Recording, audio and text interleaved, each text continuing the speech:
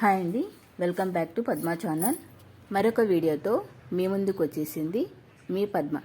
ఈరోజు మన వీడియోలో రైస్తో కాస్త డిఫరెంట్గా మినపప్పు రైస్ ప్రిపేర్ చేసుకుందామండి. ఒకసారి ఇలా ట్రై చేయండి, సూపర్ టేస్టీగా ఉంటుంది. ఇక లేట్ చేయకుండా వీడియోలోకి వెళ్దామా. గ్యాస్ ఆన్ చేసి ప్యాన్ పెట్టి 2 స్పూన్స్ నెయ్యి వేడి చేసుకొని 2 స్పూన్స్ ధనియాలు వేసుకొని వేయించుకోండి. ఇందులోనే 10-12 ఎండుమిర్చి రెబ్బలు వేసుకొని వేయించుకోండి.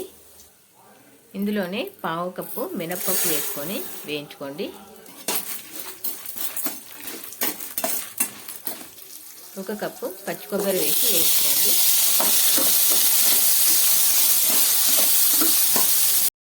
ఇప్పుడు మిక్సీ జార్లో కొద్దిగా చింతపండు వేసుకొని మనం వేయించుకున్న మిశ్రమాన్ని ఇందులో వేసుకొని మిక్సీ చేసుకుందామండి. ఇప్పుడు 1 టేబుల్ స్పూన్ ఆయిల్ వేసి వేడి చేసుకోండి. ఆయిల్ హీట్ అయ్యాక జీలకర్ర, ఆవాలు, 4 ఎండుమిర్చి, పచ్చిమిర్చి చిలుకలు వేసి వేయించుకోండి.